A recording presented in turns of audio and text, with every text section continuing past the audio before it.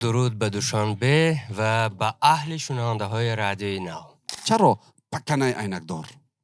ژانرهایی که برای کودکان بسیار جالب است، کمدی و فانتزی. میخوایم همین یک موضوع بسیار جدی، بولینگ با کودکان بررسی کنیم. Если вот режиссеры и продюсеры, как вы, получается, будут создавать такие фильмы, это будет дополнительно уже и помогать. تخمینا 150,000 سوم قرضدار شدم. فیلم سال 2020 به نمار گرفته شده است و این قرض من طول 5 سال قریب دادم. تصور کنید من چقدر میتونستم که 5 سال بین نشبه باز فیلم گیرم وقتی قرضدار هستم. تصمیم گرفتیم که ما برای کودکان فیلم میگیریم، چون این بازار، این فضا واقعا هم خالی است، هم در موسیقی، هم در فیلم، هم در اثرهای بدی. اون ما برای کودک تقریبا یگان کاری خوب انجام نمیتیم. اندیشه پرودوسر دیگر از پول دور. بله. خب همه چیز از تیریزی. بله. اگر عذر اهمیت دیم، ما با فرزندان قریب که ما صحبت نمی کنیم، بغیر سلام تو نغز می در مکتب چی گپ و کار، با پول می هم ما پول. و سوخت سینما تصمیم گرفت که 5 سال آینده فقط فیلم های کودکانه گیرد. در مورد دوستاتون که میگن که یگان فیلم خوب گیرید، من مردم گوید که فیلم پکنه اومده تماشا. این توصیه رو از این روز پس میدیم.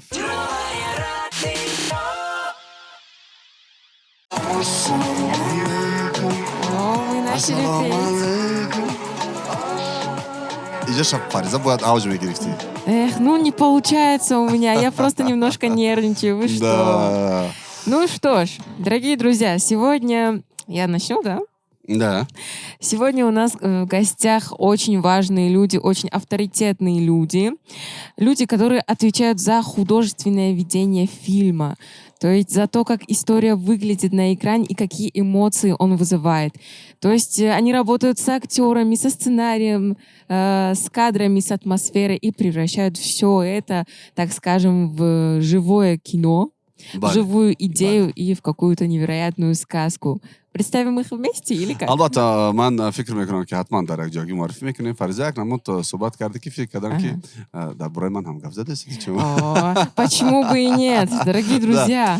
خب البته دوستان عزیز بار دیگر درود میگیم به کل یکتون. البته پیش از آنی که ما شروع میکنیم صحبت رو با مهمانان گرامی قدر، من عذرخواهی میکنم به خاطر اینکه تا نیم ساعت شما رو منتظر بودید. این سبب اون است که وقتی که شما سورپرایز رو میخواهید باید منتظر شوید، دیگر علاج نیست. اما در برابر این البته با موسیقی جالبی رادیویی نو و ما گزارش میکنیم با قسمت دوستان عزیزانی که راهی دور رو طی کرده به نزد ما آمدن، اما در قلبای ما هم وقت عزیز هستن، هم وقت در قلبای ما جا دارن و نزدیک هستن. اینک پیش از همه فکر میکنم که شروع میکنیم از اون نفری که کسب و کارش به من نزدیکتر است. بیاد از اون شروع کنیم، از این شروع میکنیم. برای که همین من از پیشتر گفتم که ما همینجا وقتی امکانیت صحبت کردن داریم دیگه در سر پرشت که من با ما اجازه نمید جان دیلوشوب برادر عزیزی ما عارف زاده پرودوسر فیلم و همچنین در برابر این مؤلف. ما برای چی از فیلم صحبت نکردیم؟ برای اینکه بالاتر ما حرف خواهیم زد. اما در دایره عمومی دیلوشوب خوش آمدید برادر عزیز. سپاس فراوان از یکی اوکی است؟ اوکی است. از یکی شنونده های شما پوزش میطلبیم، بخشش میپرسیم، چون ما در شهری میده تر زندگی میکنیم. از پرابلم های راه دوشنبه خوب آگاه نیستیم. بله. یک کم دیر کردیم و هم امروز هوا برفی است، در بسیار جاها پروبکه. بله. من همه بخشش تشکر زیاد قندیل جان که دعوت کردید. زنده باشید، سلامت باشید. بار دیگر خوش آمدید میگیم. و اینک نفر دوم بسیار هم نفر عموما این اعضایانی که در اینجا هستن همشون شخصیت های مهم هستن، شخصیت های مرکزی هستن، چون در کینو نیست آدمی که از اون مثلا کوچکترین کار هم مسئول باشد، یعنی بزرگترین شخصیت رو در اون گروه اجرا میکند وظیفه‌اش رو. به خاطر همین هم یعنی ما نمیتونیم بگیم یکی از نفرهای مهم گفتن ممکن، یکی آدمان مهم گفتن ممکن، اما شخصیت مهم در این لایحه گفتن ممکن نیست و فکری من البته فرهاد جان برادر عزیز ما، فرهاد جان غفورپور که بسیاری ها ما شما رو میشناسیم و ما چون هم در تئاتر هم در سینما از روی چهرهش و از روی کارش و از روی هنرش آشنایی پیدا کردیم، کارگردان این فیلم و همچنین مؤلف. سلام علیکم. درود به شما قندل جان، درود به دوشنبه و به اهل شنونده های رادیوی نو. زنده باشید. و همزمان در این برابر یکی از نفرهای مهم این گروه که در سامانه‌های اجتماعی سالهای اخیر خیلی محبوب گشته است و با اون اشک‌هایش، با اون حالت‌هایش، با اون نقش‌هایش البته که برادر عزیز ما رامیش جان، رامیش یزدان کارگردان دوم در این، یعنی کارگردان دوم یکی از وظیفه‌های مشکل‌تر را به دوش دارد. به همون خاطر به شما آفرین حسن میگیم به خاطر آنه که واقعا هم توانستید یعنی این وظیفه رو با دوش بگیرید. این با دوش گرفتنش خیلی یک بگیم که گرده بقوت لازم است. سلام علیکم، خوش آمدید برادر عزیز. سلام علیکم، تشکر زیاد برای دعوت به اینجا و سلام و درود بپوند به شنوندگان رادیوی نو. زنده باشید، سلامت باشید. البته پیش از آن که ما شروع کنیم صحبت رو، فریضه ما میدونیم که در اینجا صحبت آزاد است، به یگان سیر، به یگان بگیم شنونده های مالکه عادت کردن. بله، میتونید با زبان روسی حرف زنید، میتونید با زبان تاجیکی حرف زنید، میتونید با زبان فرانسوی حرف زنید، یعنی زبان ها هم آزاد هستند. برای همین دیلوشوب زیادتر با زبان فرانسوی حرف میزند، به همون خاطر من زبان فرانسوی رو نیز در اینجا وارد کردم. خب چون من خودم همه وقت انگلیسی گپ میزنم، همه وقت. О, все. Фариза шоид аст, да? Окей, давайте. Кто-то на английском, кто-то на русском, кто-то на французском. بله بله Переводчиком будет Аки Кандил. Будем готовы. بله. خب بیاد من گرد آن حرف بزنم شنوندگان عزیز که ما این نفران مهم رو برای چی دعوت کردیم، به خاطر اونه که همه 2 روز پیش، انکترش 1 روز پیش، چون امروز 22 هم نو آغاز شد، سنه 20 اون نفرانی که با سامانه‌های اجتماعی یعنی پیوست هستید، شما خوب میدونید که نخست نمایش فیلمی پکنه عینکدار پیشنهاد شما گردید در کینوتئاتر زیبونیستا تاریخی 99 بود البته، و بعد از این در سامانه‌های اجتماعی هم بسیار هم یک بگوییم که اندیشه ها و مخصوصا مثال استوری های زیاد در اینستاگرام و فیسبوک و دیگر و فکر و اندیشه های بسیار هم شخصیت های بزرگ و مخصوصا آن نفرانی که در ساحه سینما کار و فعالیت میکنن ما دیدیم، خواندیم، شنیدیم و تصمیم گرفتیم که البته امروز مهمان برنامه تالک شو سلام علیکم باشید، چون همچون یک بگیم که در این بازم ببینید تقدیر بلندی میکند، بخت سفیدی میکند که این برف سفید، این صبح بروقتی برای شنوندگان رادیوی نو بازم با یک اقبالی خوب و خبری سفید، البته ما شنوندگانی که آگاه نبودن از این آگاه میکنیم و دربارهشون حرف میزنیم. هدف همین است. خب من میخوام از کی شروع کنیم نمیدونم، اما میخوام که از همه مهم، چون اینجا مثلا دیلوشوب و اکای فرهاد مثلا همچون مؤلف هستن، چرا پکنه عینکدار؟ میخواستم از همین صحبت کنیم که بعدا ما وارد شویم موضوع درباره یعنی باقی مانده فیلم هم صحبت کنیم. پکنه عینکدار برای آنکه قصه درباره یک کودک میرد که قدش نسبت دیگر همسینفاش پستر است و عینک میپوشد و برای همین همسینفاش و یک پکنه عینکدار گفته مسخره میکنن و موضوع فیلم هم همین است که بولینگ است، تبعیض است و ما با واسطه ژانرهایی که برای کودک‌ها بسیار جالب است، کمدی و فانتزی، میخوایم همین یک موضوع بسیار جدی بولینگ با کودک‌ها بررسی کنیم. بله. در این میان وقتی که مثلا چون گپ سری پکنه رفت و گپ سری عینک رفت، من یک چیز دیگر رو نمیدونم، شاید این بداهت هم بود در فیلم یا اینکه دقیقیت داشت، من یک چیز رو یعنی نگاه کردم وقتی که فیلم رو تماشا کردم، تقریبا در اونجا زیاد قهرمان‌هایی بودن که با عینک بودن. آیا این یگان چیز داشت یا اینکه فقط از روی قهرمان‌هایی که باید عینک می‌پوشیدن شما استفاده کردید؟ Какой-либо смысл, да? بله نظر شما همون عینکدارایی که در فیلم بودن مثلا قهرمان ها در بیمارخانه بودن هم بیمارخانه چشم. بود هم مثلا در خود قهرمانی که مثلا راهبر مکتب بود یعنی در این برابر باز کی بود اگر که در حاضر در خاطرم باشد به فکرم از کارمندانی درست این یک مسئله هست که چون موضوع بررسی ما بولینگ است و امروز پوشیده نیست که تعداد نفرانی که عینک میپوشند یا پوشیده ایستادن روز تا روز افزوده ایستاده است بله و سبباش به همه ما معلوم است و یکی از هدفهای ما با بررسی این فیلم این بود که ما عادت کنیم به این چیز و مردم ما هم به قبول کردن آن که یک نفر میتواند عینک باشد و یک نفر دیگر میتواند بی عینک باشد و این اوکی است. بله بله و باید اوکی باشد. اوکی باشد یعنی ما به این چیز با یک نظر خاصه نگاه نکنیم، قبول کرده توانیم هر کس با همه بودناش خواه بلند، خواه پست، خواه عینکی، خواه بی عینک، مو دراز، مو سفید، مو سرخ، ریشدار беришь. Иначе по-моему мақул шуд. Действительно, в наше время, когда ты ребенок, никто не осознает, что очки это ничего плохого, это ничего страшного. Но когда ты вырастаешь, наоборот, ты добавляешь очки в свой стиль, так скажем, в свой лайфстайл, и это выглядит очень круто и очень минималистично.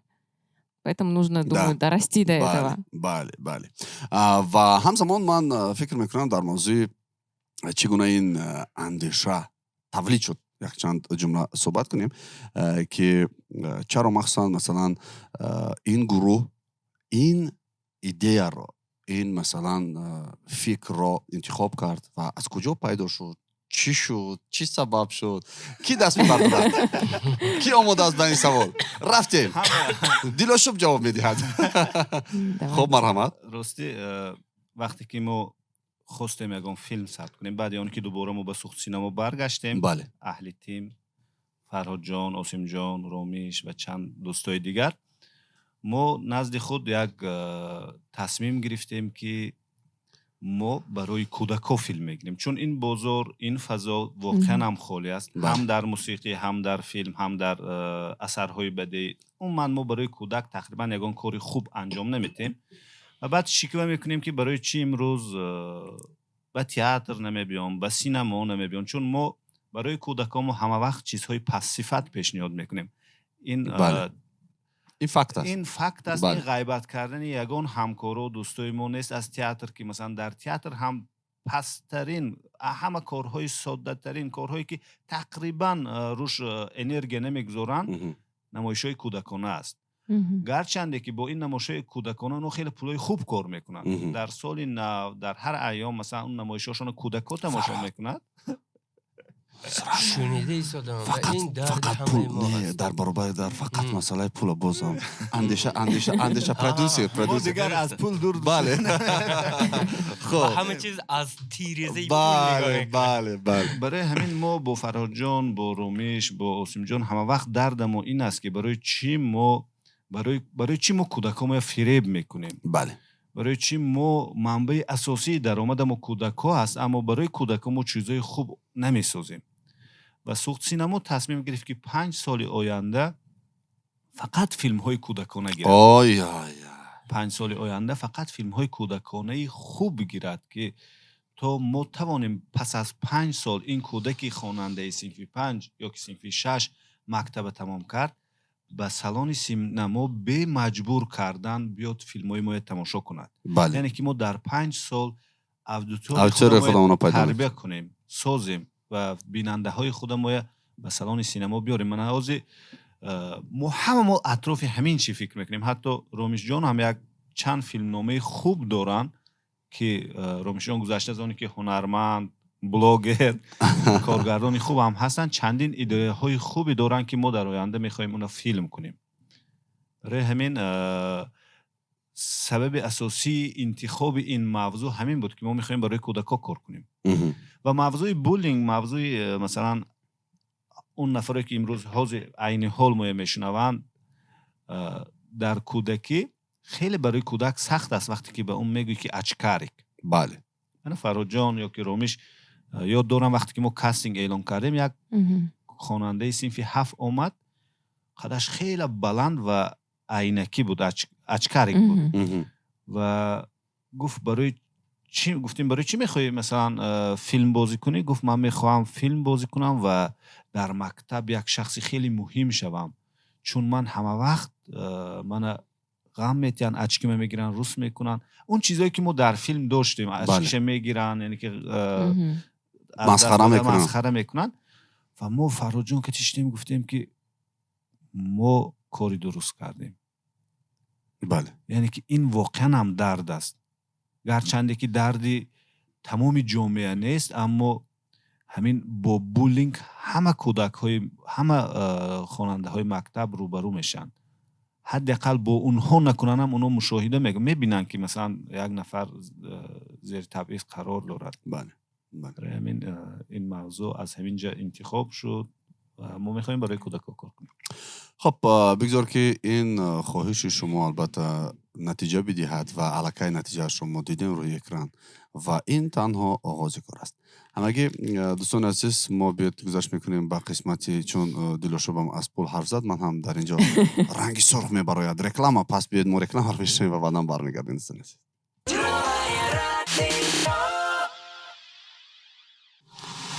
بله دوستان عزیز، وقتی که فهمید که سلمان خان گپ سر کینو است، از این دوستان اومد و سلام گفت به تمام مردم تاجیکستان و مخصوصا به دوستانی که در اطراف ما از دنیای هنر صحبت میکنن، از دنیای سینما صحبت میکنن. چون گپ سر هنر رفت، گپ سر سینما رفت، البته من فکر میکنم که اکنون نوبت آن رسید که برادر عزیز ما رامیش جان هم یعنی اندیشه‌های خودش رو مخصوصا نسبت این فیلم بگوید و چون که در برابر کارگردانی دوم باز هم نقش داشتن در فیلم این کاری آسان است و چون این بلا به سر من آمده بود و ما دیگر در این شب روزها مجبوریم مثلا در برابر یک کار در گروه سینمایی ما باید شنوندگان عزیز چند کار دیگر رو هم به اجرا برسانیم به خاطر سطح و صفت کار خوب شدن و به خاطر از همه مهم چی دلاشوب جان مبلغ کم بله صرف شدن. با همون خاطر ما مجبوریم که یک نفر رو 3 وظیفه بدهیم و بازم از 3 وظیفه طلبات بسیار هم سطح بلند بکنیم که این هم کارگردان دوم در برابر این من برای معلومات داده استادم در برابر کارگردان دوم که وظیفه کارگردان دوم اون است که چند نفر در گروه، چه هنرمند، چه گروه کاری، چه گروه تکنیکی، چه گروه مثلا ادمنستراتیوی باید تحت نظارت خویش داشته باشد و اکنون در برابر این مسئولی آن را دارد که باز همچون هنرمند نقش آفرینی کند. نمیدونم این وظیفه را شما چگونه اجرا کردید، اما در اکران این چیزی احساس نمیشد. برای همین بیاد ما از برادر عزیز از خودش پرسان میشیم شنوندگان عزیز که در فیلم پکنه در برابر اون که کارگردان دوم بودن آیا هنرمند واقعا هم دشوار است یا اینکه نه؟ راستی ما کارهای نقشه‌بندی زیادتر با دلاشوب و فرهاد جان یک جایی که اجرا میکردیم برای من اینقدر مشکل نبود و نقش من هم نقش میلیسا اینقدر زیاد کلان نبود. بله. و این چیز برای ما مشکل ایجاد نکرد. مایده هم نبود. بله مایده هم نبود لیکن ما برای این آماده بودیم از اول، چون که من وقتی که نقش تقسیم کردن از نوارگیری نواربرداری آغاز نواربرداری خیلی زیادتر معلوم بود. من برای این چیز الکی آماده بودم و نقش جان ما همینجا دیده فریضه دیده چه خرچ میکنه. من اینجا یک میبرم رومیشه برای چی؟ برای رومیش مشکل نبود چون رومیش اکتور یک دوبله بود داخلش. اوی اوی رومیش ما بزرگا کم موندگی اکتور یک دوبله. برای همین واقعا هم صحنه هایی که با رومیش ثبت میشد خیلی به راحتی هم برای نواربردار هم برای کارگردان و برای تمام گروه خوب بود، چون اکتور یک دوبله بود. مسخره میکردیم نقش تو مهم نیست برای همین یک دوبله میگیره. با یک سبب دیگرش هم این بود که رامیش جان از آغاز تولد شدن همین فیلم اشتراک داشتن، یعنی در پهلوی ما بودن و در طول ساخته شدن فیلم نامه در نوشتن اینو اشتراک داشتن و این چیز خواه نخواه تاثیر در برابر این قدر ما وظیفه که به اون دادیم باز هم در نوشتن سیناری هم پهلوی شما بودن. در تیم ما همه در همه کار همراه هستیم. ما یکی از موفقیت‌های ما هم همین سینما هم همین است با هم یک جایه همه کار میکنیم. بله سینما هم دیگر همین است چون کاری گروهی است. از همه مهم فروش فیلم ها در دست شما است. بگویید که واقعا هم این فیلم و در عموم ساخت سینما با آسانی فروش میکند یا اینکه چگونه؟ پیش از این لطفی این برادر خیلی زیاد است. من خیلی از بودش زیاد تعریف کردم که بله. یک دوبله و دیگر فروش خیلی مشکل است. فیلمی خیلی خوب است اما فروش خیلی مشکل است، چون امروز بعضی فیلمایی که با فروش گذاشتگیان در بین خواننده ها و به نمایش گذاشتگیان خیلی فیلم های فچ و پوچ است زیادش و حتی دلاشوب گفتن درباره نمایش های تئاتری. این چیز هم خیلی بد نمایش های در مؤسسه های تعلیمی به نمایش میگذارن که این برای یک فیلم خوب بعد از نمایش این چیزهای بد فروشش خیلی مشکل است. بله واقعا وقتی میرن میگن که شما اون روز یک فیلم دیگر آوردید خیلی فیلمی بد بود، قبول نمیکنن. نمیدونن که وای دیگر گروه هست و یک توجیر است، یک کسی دیگر است و ما مؤسسه دولتی هستیم، ما چیزهای بد نمیگیریم، برای همین مشکلی ایجاد میکنن. در عموم مثلا تمام مردم بیرون نوبسته، چون این سوال ها مثلا با ما من با اهل هنر مثلا بسیار می شود یگان فیلم با معنی بروره دکه قندیل ده می شود هم خیلی سوال دونه. یعنی این درد چی است؟ این درد اون است که واقعا هم فیلم های به معنی زیاد است. یعنی هستند نفرانی که منتظر هستند که باید روز میرسد و از طرف سینماگران فیلم خوب پیشنهاد بیننده می شود و این مشکلی اساسی امروز هم سینما است و هم تئاتر. چون تئاتر دیگر البته که ما دیگر بخواهیم نخواهیم محدودیتش کمتر است، اما فضای سینما، فضای مثلا کینو عموما در جامعه جهانی بسیار هم یک فضای گشاد را به دست آورده است و امروز امکانیت‌هایشان زیادتر است و در برابر این من برای چی گفتم که مثلا اینجا هر بیننده که فیلم می‌بیند این فکر می‌کند که سهم دارد تمام متخصصای ساحه، سهم دارند تمام سینماگران تاجیک و این معرفی می‌شود سینمای تاجیک. این رو مثلا وظیفه نه تنها ساخت سینما، این وظیفه مؤسسه دولتی تاجیک فیلمی، وظیفه تاجیکینو است که تمام اینا رو به عهده بگیرد و تحت نظارت بگیرد تا اینکه اون نسل نورس، اون کودکی که در برابر یک مرتبه نمیتواند مثلا پکنه عینکدار رو ببیند و 100 فیلم دیگر رو میبیند و نمیدونه چی رو دید، باید این رو صدراش رو بگیریم چون اونها گناهکار نیستن. در مورد دوستاتون که میگن که اگه فیلم خوب گیرید، بله. من مردم بله. بگید که فیلم پکنه اومده تماشا این توصیه رو از این روز پس میدیم. فیلم پکنه از 22 ینور از این همین روز ساعت 7:40 در کینوتئاتر کیهان دوشنبه مال اشن نمایش داده میشد. هر نفری که این فیلم دیدن میخواهد حتما بیاید با فرزنداش، چون بسیار نفرها وقتی که به تماشای فیلم آمدن میبروندن من میگفتن من از تو خفم، من از تو خفم.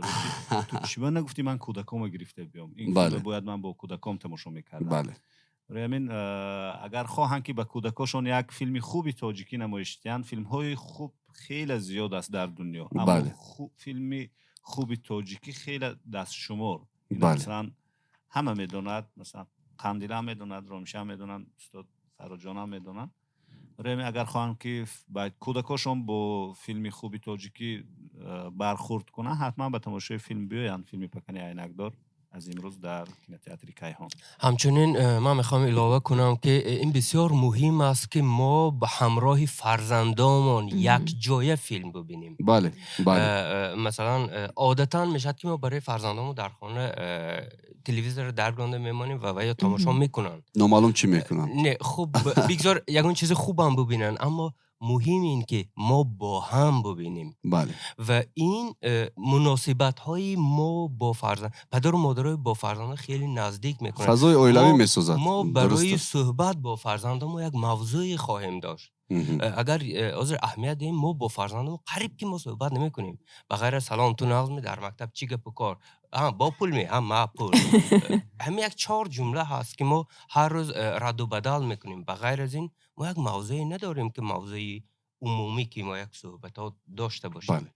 و تماشای فیلم با هم ما مجبور میکند که ما درباره پرابلم های بچه ها صحبت کنیم. شاید این یک بهانه میشد که ما میفهمیم که بچه های ما آیا از همین از تبعیض عذاب میکشد. بله. اون ما یک فکر میکنم یک بهانه خیلی خوب میشد که ما از مشکلات کودکای خودمون باخبر باشیم و یک موضوع برای صحبت داشته باشیم. Действительно, вы затрагиваете именно такую важную тему, как тема буллинга. Вот вопрос, да, сталкивались ли вы, получается, с буллингом в школе, в детстве или же во взрослой жизни? Потому что бывает так, что в детском возрасте буллинга нету, а во взрослой жизни он встречается довольно часто. И каковы были ваши ощущения? واقعا من با بولینگ روبرو شدگی هستم اما من بولرم بودم. И такая картина есть. در جایی که من بزرگ شدم یک منطقه بود که از همه منطقه کشور بودند، مثلا از عینی، مسجد، این طرف یغنا، قرغون تپه، از همه جا. اونجا محل همین خیلی بود که محل با کوچه ها تقسیم شده بود. این کوچه مسجدی ها، این کوچه یغنابی ها، این کوچه عینیگی ها. بله بله. اما ما که از دوشتیج بودیم خیلی شماری کم بود، مثلا 4-5 نفر، همه آسیب پذیرترین گروه بودیم و این اساسا صنف های 5 6 7 8 ما در مکتب گرچند که ما خیلی خوب میخوندیم، در صنف ما موقع داشتیم، سردار صنف بودم، مثلا همه احترام میکرد، اما در فضای مکتب ما 4-5 نفر دوستا همه وقت زیر بولینگ قرار میگرفتیم. ما میترسیدیم از این کوچه نرویم، میترسیدیم از این تنگ کوچه نرویم که میقپن میزنن و ما اون وقتی نمیدونستیم چه خیلی برخورد کنیم با بولینگ. یگانه راهش در تمرین، در مشق کردن دیدیم. ما از صنف 7 شروع کردیم، مشق کردن شروع کردیم در خونه ها. تورنیک راست کردیم، بروس راست کردیم، میشاک ساختیم و شب روز مشق میکردیم تا که ما با این بولرها مقابلت کرده توانیم. و همین خیلی شد که ما در صنف 11 همه اون نفرایی که ما شکنجه میکردن جواب دندان شکن دادیم، یعنی که بازور جنگای کلان شد. ما 5 نفر تقریبا 40 نفر که جنگ کردیم، زدیم، غالب آمدیم و همه بعد دوباره دوست شدیم. واقعا این بسیار سخت است، بسیار سخت است. باز اگر ما مثلا از ضعیفی ما بولینگ قرار می گرفتیم، اما اون نفرایی که مثلا این نقص های دارن، مثلا قدشان پست است یا که عینک می پوشن یا اینکه فرض کردیم پوچکشان کج است، دستشان کج است، برای اونها همه وقت میخوان که خودشون مثلا همین جمعیت به همراه نکنن، دور میشن. این خیلی نفرای هم بودن در بین ما. بله این خیلی نفران خیلی زیاد است. اما ما از بولینگ فقط از همین ضعفیمون، از کم بودن ما زیر بولینگ قرار میگرفتیم. من فکر میکنم که در دنیا همه با بولینگ روبرو میشه در هر خیل حادثه ها. مثلا حضرت جنابی دلاشوب گفتن که محل در محلگرایی اینم بولینگ است و اگر ما توانیم که مثلا همین چیزه در ذهن فرزندامون تربیت کنیم که تم آدمای خیلی که هستن قبول کنند، به کار و کور و گنگ و این چیزی و احترام گذارن، به سفید و سیاه و عینگی و پنجکنتی جدا نکردن اگر ما یادیم، فکر میکنم ما همه یک قدم به سوی همون میرسیم که همین مسئله بولینگ کمتر شود در جمعیت. بله.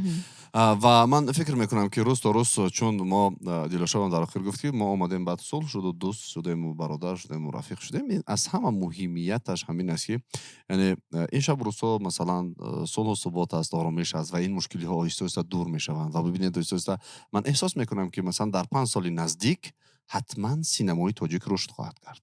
این احساس من دارم. من نمیدونم تا کدام اندازه این احساس مثلا مرا فریب میدهد، من باور دارم که احساس من مرا مثلا شاید 90% فریب ندهد.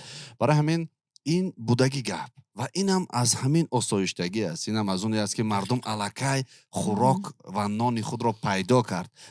مردم الکای مشکلات این مثلا محلگرایی را از بین بردند. امروز مثلا آزاد ما از این دهه به دهه دیگر می رویم. شب است، روز است، چی مثلا توی معرکه است، چی چیزی که هست، ما این مشکلی ها را پس سر کردیم.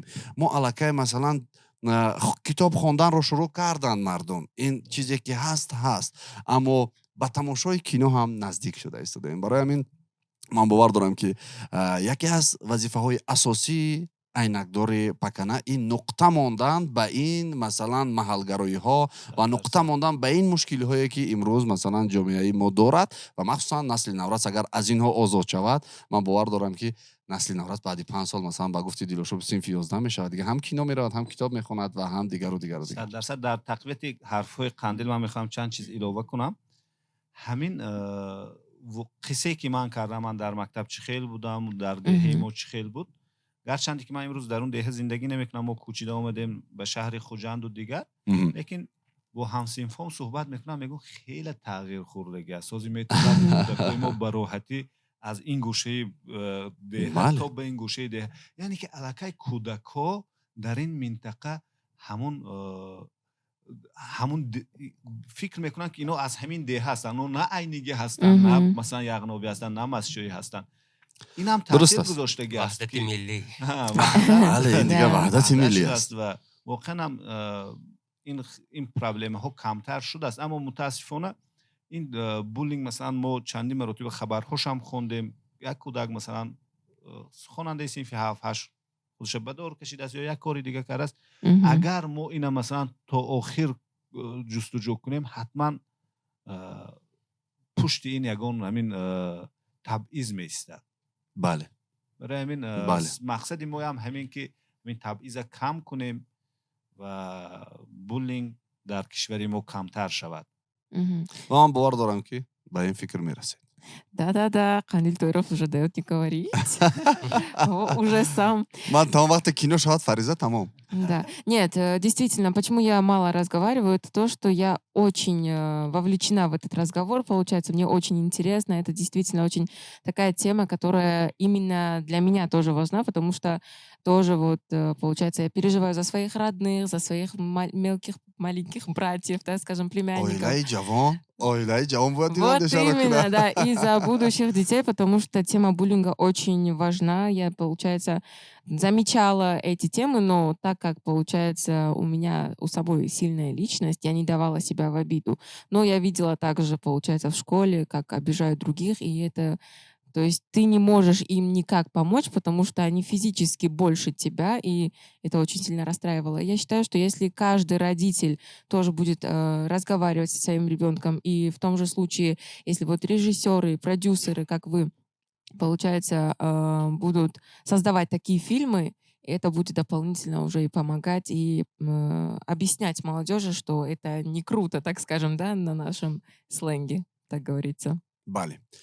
خب من فکر میکنم بیاد موضوع اکنون درباره دیگر پهلو رود دیلوشو، درباره چون پول، درباره مبلغ، درباره مثلا رشد سینما، درباره اونه که چرا سینمای ما امروز تا این حد میلنگد. چون ما گفتیم این احساسایی که 5 سال آینده داریم که خوب میشود، اوکی، اما شاید اگر که این گونه رفتن گیرد و بعضا کدام مشکلی هست که چرا در 3 سال رشد نکند، چرا احساس ما مثلا ما رو فریب ندهد و در 2 سال سینمای تاجیک باید مثلا تبادلات نکند.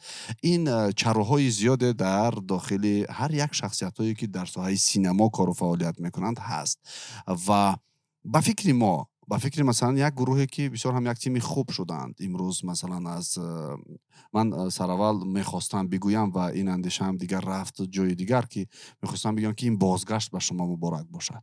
واقعا این بازگشت این همونی هست که احساس من بازم پرقوتر می شود و این بازگشت باید چیز حس داشته باشد که بازگشت کند. بازگشت به هم تو خیر سینما، سوخت سینما باید یک کس باشد بیاید ما بگیریم، قطعی بازگشت نمی شود چون شما بودید جایی که باز برگشته. برای همین هم این بازگشت مبارک باشه و با این نیت و یعنی الکه نتیجهش در این فیلم عینکدار پکنه عینکدار مثلا الکه روشن شده است. یا سر این موضوع فکر کنیم. فکر میکنم سر این موضوع اندیشه هایمان را بگوییم که چرا تا این حد واقعا، چون مقایسه نمیتوانیم بکنیم سینمای تاجیک رو با سینمای قرقیز و ازبک و مثلا نفرانی که همسایه ما هستند، دور از ما نیستند، هم سرحدی ما هستند. چرا؟ من در مورد بازگشت یک جمله میگم، بعدا فکر کنم فرها جان دیگر صحبت ادامه میدین.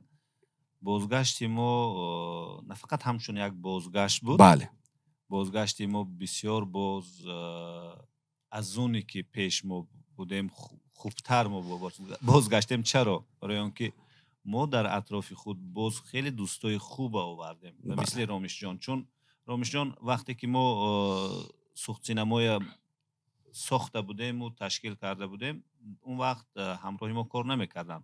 اما امروز که از بردهای تیم ما این است که رامیش همراه ما هستن، چون تجربه، دانش، انسانی که این نفر دارن خیلی از همه حرفهای من بالاتر میستن. در من چند جمله نباشد درباره سینما حرف میزنم، بعدا کسی که خواست صحبت ادامه دهد. من فکر نمی کنم که سینمای ما کمتر از سینمای ازبک، قرقیز یا قزاق باشد. سینمایی که چند نفری که مثلا من میشناسم و میدونم، مثلا اونم که دوستای ما قندیل، باور دارم که رادیوی نو، شنونده های رادیوی نو میدونن که قندیل گشت از اونی که همچون یک راوی، همچون یک راهبری رادیو هست، فیلمساز هم هست، گروه خوب اطرافش جمع کردگی است. گروه شما مثلا قندیل، مثلا گروه ما و باز چندین گروه های دیگر است که کمتر از قرقیز و ازبک فیلم نمیگیریم. نه، هدف من این نیست که مثلا سطح سینما سازی ما. هدف من این است که چرا مثلا در تاجیکستان فرض کردیم 3 گروه هست، عادی مثلا بگیریم. این شب و روزها در سینمای قرقیز مثلا شاید من تا جایی که معلومات دارم هیچ نبودگیش شاید گروه های فیلم برداری اگر در ما 10 باشه در اونها 50 هست. 100 هم گویم خطا نمیکنم. شاید سبب یگانه مثلا وقتی که سینما پول میبیارد، سینما تجارت میشود، حتما انا جورا امروز سینمای ما که پول نمیبیارد، برای همین هیچ که نمیبیاد به این سال. چرا پول نمیبیارد؟ یک مشکلی که من طولی مثلا از سال 2014 این طرف گفته میبیام و هیچ راهی حلش پیدا نکرد در 12 سال، نداشتن شبکه یگانه سالن سینما، کینوتئاتر ها، که این یک پرابلمی کلان است برای سینمای ما. مثلا فیلمساز هم به مثل یک دهقان است، دهقانی که در زمینش یک چیز پرورش میکند، یا باغبانی که در باغش زردالو پرورش میکند و میخواد اونو برورد در بازار به فروش گذارد. بله، سینما هم همین است. وقتی که مثلا تو یک چیز استحصال میکنی، باید در کجای فروخته شود، مثلا بازارش باید باشد. مثلا در ما اگر تصور کنید بسیار ساده، این یک راه حل متماتیکی بسیار ساده. فرض کردیم در تاجیکستان 100 کینوتئاتر باشد، 100 سالن سینما باشد. من همچون یک تهیه کننده، پرودیوسر، فیلم استحصال کنم و در 100 کینوتئاتر دوام 1 ماه فیلم من نمایش گذاشته شود، و تصور کنید هیچ کار نکرد فیلمم. از هر یک کینوتئاتر من 10,000 سومون کار کردم. این میشد 1 میلیون سومون. بله، 1 میلیون سومون میشد که در 1 میلیون سومون امروز در تاجیکستان فیلمی خوب گرفتن امکان پذیر است. یعنی که من پولم الکی در 1 ماه کار میکنم. حالا چه خیلی است؟ ما فیلم میگیریم، 1 میلیون سومون مصرف میکنیم و برای اینکه 1 میلیون سومون ما به دست بیاریم باید ما 3 سال وقت صرف کنیم و همون هم به دست بیاید یا نه بیاید. از این دهه به این دهه، از این ناحیه به این ناحیه، از این شهر به این شهر باید ما نمایش دهیم فیلم تا که پول ما برگردانیم. و یک پرابلم دیگر که تا چند سال پیش بود، نداشتن شبکه پخش فیلم ها، آنلاین کینوتئاتر ها. خوشبختانه امروز یک چند گونه شبکه ها پیدا شدن و فکر کنم راه نجات امروز همین آنلاین کینوتئاتر ها است. من دیگر مثلا 10 سال آینده تلاش نمیکنم که در تاجیکستان 100 کینوتئاتر باشد. و بگذار 100 آنلاین کینوتئاتر باشد. بله. بله. هر چقدر آنلاین کینوتئاتر زیاد باشد همین قدر من فکر میکنم که سینمای ما زودتر و تیزتر رشد میکند. برای که برای یک بیننده فیلم خوب 10 سومون داده تماشا کردن هیچ مشکل نیست. بله. برای که 10 سومون هیچ ارزش ندارد امروز در ما. 10 سومون حتی مثلا وقتی که باری اول من به دوشنبه مونده بودم تاکسی ها 3 سومون بود. باز مثلا 10 سومون شده است. مثلا تو 10 متر میری، 50 متر میری، 100 متر میری هم خیلی. یعنی مشکل نیست. بله. برای همین بهترین من بسیار حرف زدم، بخشش دوست عزیز رامیش جان. ما دلاشب جان ما عادت کردیم یگان مشکل نداره. خب پس دوستان عزیز بیاد من میگذارم به قسمت اونی که فرهاد جان ببینیم در اول فعال بودید بعد دیگر فقط گوش کردید. میخواستم در آخر هم یک کمی هم فعالی خود رو نشان بدید که در موضوع کارگردان ها این شب روزا مثلا نه تنها مشکلی ما به دست آوردن مبلغ است، من فکر میکنم مشکلی ما به دست آوردن کادر است. یعنی چی مثلا اونجا کارمند رسام باشه، چی مثلا کارمند دکور باشه، چی مثلا نور پرداز باشه، چی نوار بردار باشه، چی کارگردان باشد، چی مثلا پرودوسر باشد، چی فیلم نامه‌نویس باشد. نه همه این مشکلی ها در جامعه امروز سینمای ما مشکلات خیلی و خیلی جدی است، هم در تئاتر و هم در سینما. من میخواستم مثلا فرهاد جان یا اینکه بگیم کارگردان مثلا من یا اینکه رامیش جان یا اینکه مثلا منظر یا اینکه فیض الله فیض گرچنده که ما یک شوخه یعنی خودآموزی بگیم خودآموزی کرده کارگردان شدیم، خودآموزی کرده پرودوسر شدیم، خودآموزی کرده مثلا این مکتب را چگونه باید ساخت در تاجیکستان و این نگاه شما یعنی نسبت این موضوع چی است؟ من فکر میکنم که در مورد حل کردن مسئله کادرها یگانه پرابلم همون پرابلمی که حاضر صحبت کردیم از این، یعنی تا اون زمانی که سینما پول نمی بیارد. ببین اگر تصور کنید اگر روز ما 100 کارگردان داشته باشیم اما سینما پول نبیارد 100 کارگردان فیلم نمیگیرد. اگر تصور کنید اگر سینما پول بیارک شود آدما آرزو میکنن تلاش میکنن که به همین ساحه روند. از قفای مثلا همه آرزو میکنن وقتی که مثلا سینما پول میبرد کارگردان ها نور پرد یعنی هر نفری که در سینما کار میکند سطح زندگیش زور میشد، بوی میشد. آدما فرزنداشون میگن که نه بچم تو اینجا و نرو، دکتر نشو کارگردان شو، سینما را. یعنی اگر ما میخواهیم که همین من در همه ساحه ها مسئله کادر حل کنیم یک کاری کنیم که همین کادرها زندگی زور کنن. تا آن زمانی که کادرها زندگی زور نمی کنن هیچ کس فرزندش همون طرف به نمی فرستاند و یگان به عقلم همون طرف به نمی رد. اون بچه هایی که حاضر همین ساحه هستن اینا همشان نمکشان پست یا بلند است. Ну, это зависит от успеха. Если будет ли успех в будущем или его не будет, поэтому нужно для этого, думаю, стараться, иметь какой-то огромный багаж знаний, да, именно в сфере кино, как строить это кино. Думаю, это все зависит еще и от этого. بله. بدونید در این موضوع من یک اندیشه خودم را هم دارم که مثلا باید بگم، چون فرهاد جان بسیاری فکرهای مرا زد امانه. میدونید چی فرهاد جان مثلا من دلاشوب این بحث‌های پخش مستقیمی نیست، لیکن ما گفتیم موضوع است و باید صحبت کنیم. رادیو نوین امکانیت رو برای شما میدید و برای ما میدید، چون ساحه سینما واقعا هم در این شب و روزها مثلا نوارها هستند و ما حتما خواهیم دید در این شب و روزها پهلوهای زیادی مشکلات خود را دارد، نه تنها پول. من فکر نمیکنم که پول یکی از مشکلات اساسی سینما باشد. حاضر مثلا از صحبت ما شنونده همین رو احساس میکند که پول مشکل اساسی سینما است که سینما پیش نمیرود. من فکر میکنم که اگر رقابت زیاد باشد فرهاد جان و اگر مثلا 100 فیلم در یک فرض کردیم در یک سال 100 فیلم گرفته شود و این 100 فیلم 10 تاش حتما پول میارد. آخر وقتی که پول نمیبرد هیچ که فیلم نمیگیرد چه 100 فیلم میشه؟ ببینید گپ سری چی است؟ گپ سری است که باید از تجربه که خودمون داریم باید فیلمگیرها در البته این یعنی این یک پهلوی معین است که ما میدونیم پول باشه شرایط خوب میشه. قندیل من میخوام به صحبتتان همراه شوم. وارد شوید.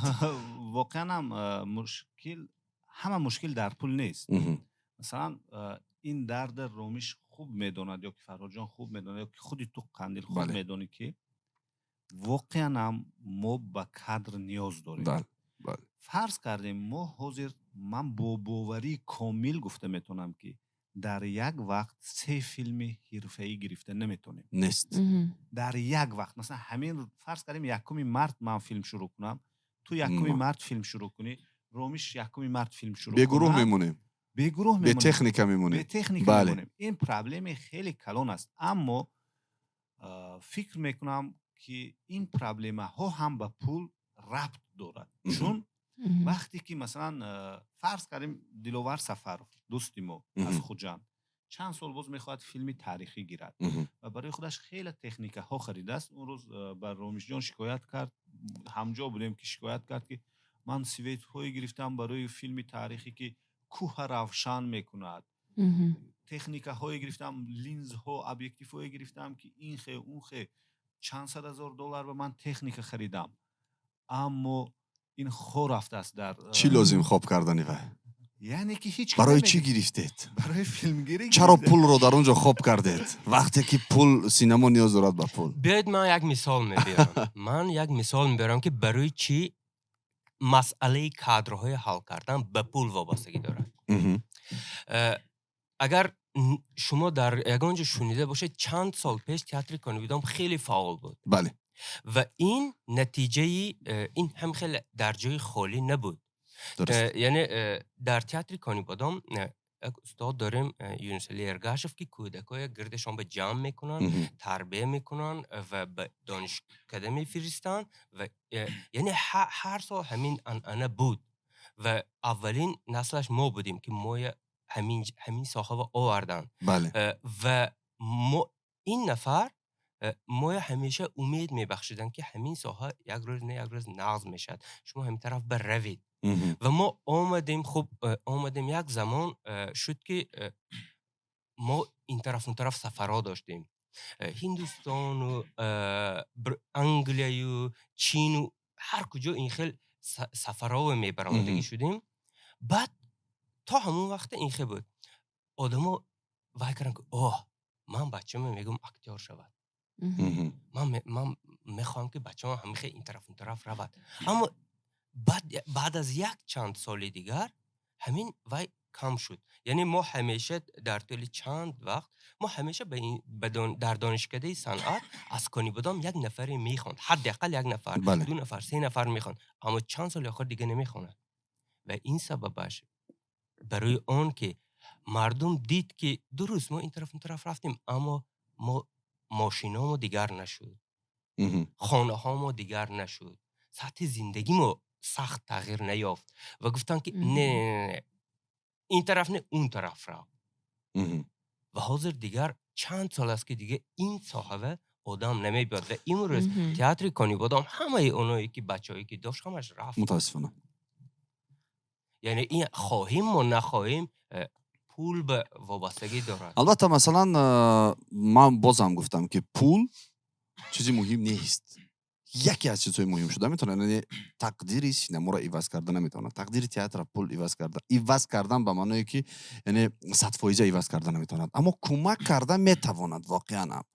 و اون نفری که مثلا در دیگر سمت بله در دیگر سمت مثلا کار و فعالیتش رو ادامه میدن. من زیاد تاجرانی رو میدونم، زیاد نفرانی رو میدونم که مثلا میلیون ها یعنی حاضر بگیم فعالیت کاری دارن، میلیون ها، اما چند مراتبه ها شکست خوردند، اما چند مراتبه ها مثلا به قرض گرفتار شدند، چند مراتبه ها پیشپا خوردند، چند مراتبه ها به قول خودمون کیدت کردند و باز هم ریسک کردند و باز هم به پیش برآمدند. یعنی این شب و روزها وظیفه اساسی سینماگران تاجیک این است که چندین مراتبه ها باید ریسک کرد و از راه همون نگردیم و ما پولدار هم میشویم. درست. اگر بحث ما درباره آن باشد که چه خیل کنیم که مسئله کادرها حل شود، یعنی ما باید یک کاری کنیم که آدما خواهند که همین ساحه بیایند. اگر خب، اجازت باشد من یک سخن کنم بیاید اکا. در دو موضوع درباره مهم بودن پول و چخل رشد کردن سینما. من پیش از آن که به سوق سینما بیایم به همین راه رفتگی بودم الکی فیلم گرفتگی هم با یک گروه دیگر بچه‌ها. خب فیلم خواستگاری و بعداً فیلم دروغ. وقتی فیلم دروغ ما یک جای با بچه‌ها گرفتیم، من که گویم پرودوسر همین فیلم هم بودم، تخمینا 150,000 سوم قرضدار شدم. فیلم سال 2020 به نمار گرفته شده است و این قرض من طول 5 سال قریب دادم. تصور کنید من چقدر میتونستم که 5 سال بین نشبه باز فیلم گیرم وقتی قرضدار هستم. بله. برای اینکه پول نیز یک جایگاه خودش برای ایجادکارا دارد واقعا. به این امکان ناپذیر است فیلم گرفتن و بعداً چه کنیم که سینما رشد کند. من فکر میکنم که توجه حکومت جمهوری باید زیادتر باشد. چه که من در تمام جایها قصرهای فرهنگ ساختن. اگر همین خیل تصمیم گیرند و کینوتئاترها نیز سازند، در هر کجایی که قصر فرهنگ ساختن، بله، در هر یک ناحیه اقلا یک کینوتئاتر سازند، حتما سینما رشد میکند.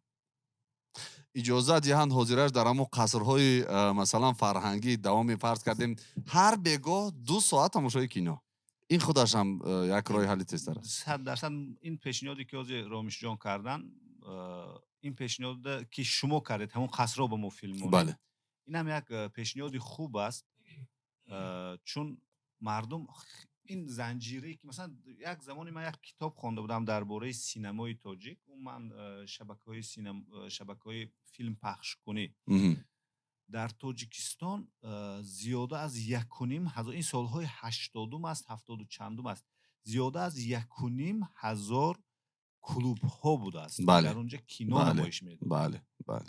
تصور کنید 1.5 هزار کلوب. کینوتئاترش شاید که مثلا 50 تا بود 100 تا بود، من نمیدونم. کینوتئاتری که مثلا در یک شهر خوجند، کینوتئاتر تاجیکستان بود، کینوتئاتر وطن بود، کینوتئاتر بهار بود. در یک دهه کوچکی ما 2 کینوتئاتر بود. کینوتئاترهایی که در فضای باز نمایش داده میشدن، لتنی کینوتئاتری میگفتن، یک چند تا بود. برای همین فکر میکنم که راه یگانه حل این ساختن شبکه یگانه کینوتئاترها امروز برای رشد سینما و دوم تربیت کردن کادرها و سیوم اوگاوارید کردن اسپانسرها. و بعدا در مورد پول قندیل جان، فریزه خان، خب مثلا نگاه کنید همین رادیو هم تمامی که مثلا محرک مثلا رادیو چی است؟ این رکلام است، نه؟ بله. اگر مثلا پول نباشد رادیو فعالیت نمیکند. به همین مانند مثلا پول نباشد سینما هم نیست. باید پول پیدا کنیم که تو سینما رشد کند. این کاری هر یکی ما، کاری تو هم قندیل، کاری فراجان هم، کاری رامیش هم، کاری هر یک متخصص ها. البته دوستان عزیز، و چون ما باید ساعت 10 جمع بس میکردیم، اینم 10:30 شد. این ما جواب نیم ساعتی که ما رو منتظر بودید برای شما دادیم و وقت هم به انجام میرسد، چون اون صحبت های ما خیلی و خیلی زیاد است. این مسئله مثلا یک چیزی رو من باید یک نوزیکی رو برای کلی شنوندگان فرستادن، شاید اگر برایتون جالب باشد این موضوع و گوش کرده دوام 1 ساعت این جنگ و جنجال ها و رازبارهای ما رو. یعنی ما هر بگاه دوامی 3 ساعت و 4 ساعت و تا صبح این بحث ها رو ما سر میز میکنیم. یعنی از این بحث ها زیادتر و خوبتر و بهتر بازم سر میز می شود. برای همین هم این بحث ها باید در هر یک ساحه باشد که ساحهش رشد کند و هم طرف خوبی و هم طرف بدیش رو باید ما بگیریم و پیشنهاد بکنیم و تلاش بکنیم تا اینکه ما بیاریم رو به بهبودی دلخواه ساحه و مخصوصا ساحه سینما و تئاتر، که چون ما در موضوع این صحبت داشتیم. البته در برابر این، چون از خلاصه این من یک چیز دیگر رو درک کردم که واقعا هم پس این درک رو داشتیم البته و باز هم با کل شنونده ها این درک زیادتر معلوم شد، روشن شد که این یکی از یعنی بگیم شاخه های مهم، شاخه مثلا پرودوسران و سرپرستان است که امروز ها ما میبینیم سرپرستان زیادی هستند که دوست میدارن سینما رو و بگذار که این سمت باز هم رشدتر کند، باز هم فعالیتش بهتر شود و از فرصت مناسب استفاده برده دعوت به عمل میاریم با کلی اون سرپرستانی که میخواهند مثلا هم تبلیغات میشود мешавад дар онҷо, ҳам як кори таърихӣ дар самти фаъолияти корхонаҳои шумо мешавад ва дар баробари ин як гурӯҳи эҷодӣ дар соҳаи синемо рушд мекунад. Шояд ки он бренди шумо дар Тоҷикистон бошад, равад сафар кунад ба дилхоҳ кишварҳои хориҷ ва масалан мавқеияти шуморо дар ин кишвар бозтар мустаҳкамтар бикунад. Пас мо бо якҷоягӣ дар ҳам рушд мекунем ки инам саҳми асосии шумо сарпарастони ин соҳаҳо муҳим аст. Ташаккур мегӯем ба умеди боз ҳам сафи сарпарастон зиёд шудан, ба умеди боз ҳам рушд кардани синемо дар Тоҷикистон ва ба умеди ҷаҳонӣ шудани синемои тоҷик дар солҳои наздик. Ташаккур мегӯем ба шумо барои даъвати моро қабул кардан, барои суҳбати бисёр ҳам ҷолиб ва ман фикр мекунам ки ин баҳсҳоро шояд ки боз ҳам зиёдтару хубтару беҳтар албатта дар вохӯриҳои оянда боз ҳам пешниҳоди шунавандаҳо гардонем. Действительно, спасибо огромное, что посетили наше радио, рассказали так интересно. Вот я действительно была немногословна, но я очень с интересом, с огромным интересом слушала. Вот именно. Слушала, мне было реально интересно. Я то есть смотрю, думаю, ого, и такое получается вот... Кино в Таджикистане, получается, думает о молодежи, получается. Они волнуются за это и пытаются обучить, как, так скажем, молодежь, чтобы они как-то не поступали или как правильно, так скажем. Вот, и это действительно важно, это очень классно. дар охир агар ягон чизе ки гуфтанӣ бошед шунавандаҳо ва мо яъне мунтазири суханҳои охири шумо ҳастем. ташаккури зиёд бори дигар барои таклиф. умедворам ки тамошобин ба филми паканаи айнакдор мебиёянд ва аллоҳ фармояд ки хушиҳои зиндагӣ насиби шумо ва насиби тамоми мардуми сарбаланди Тоҷикистон гардад. Зинда бошед, саломат бошед. تشکر زیاد به شما دوستان عزیز و به رادیوی ناو که در تبلیغ سینما جهد و تلاش های زیاد میکنید. سپاس. سلامت باشید. زنده باشید. تشکر زیاد از قندیل، از فریزه خان زیاد گرفتم. Да-да. تشکر زیاد از هر دوتان که بسیار یک صحبت جالب آرستیتان، امکان دادیتان به قبل میکروفون دادیتان تا ما حرفای دل ما بگوییم. بله. و اون نفری که الان ما گوش میکنن، ما درباره فیلم پکنی عینکدار صحبت کردیم که در استحصال سوخت سینما در همکاری خطلان سینما تهیه شده است. این فیلم از این روز در کینوتئاتر کیهان در دوشنبه مال اشان نمایش داده میشد ساعت 7:40. میدونید وقتی که خطلان سینما گفتید البته سرم زد که رادیوی نو ягон касро масалан мушкилиҳои он нафаре ки ҳамвақт барои мушкилиҳои мо кӯмак мекунад наметавонад бигӯяд ки чаро дар бораи сарпарастон гап назадед. Пас шумо метавонед яъне имконият аст ташаккурӣ бикунед ва кадом сарпарастое ки пушти шумо буданд, дастгири шумо буданд, метавонед имконият аст бигӯед. ман сароғоз аз ҳукумати вилояти суғд сипос мегӯям ки ҳамеша дар бари мо ҳастанд дар ҳама идораҳо, дар ҳама корҳоямон. ҳамчунин аз ширкати Файзи Расул ки сарпарасти кулли ин лоиҳа буд. аз он ки партнёр зиёд надорем, ҳамон қадар зиёд аст ки намедонем дигар.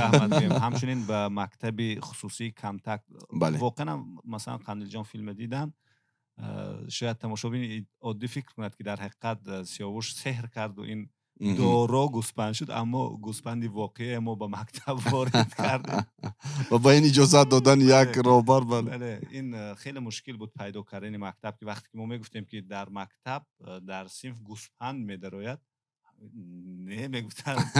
ин мактаби Контакт ин иҷозата дод. ҳамчунин кумитаи ҷавонони вилояти суғд бо мо буд, ба мо кӯмак кард ва ҳамчунин ассотсиатсияи блогерони Тоҷикистон ҳамроҳи мо буданд ва моя кӯмак мекарданд. инчунин ширкати Сеганҷ, Босира ва Раҳимӣ, Файзи Расул ки як бренди дигар дорад бо ном Раҳимӣ. унҷо яхмос бештар мефурӯшанд. ин ширкатҳое буданд ки дар таҳия шудан, дар сохта шудани филми Пакани айнакдор саҳм доштанд.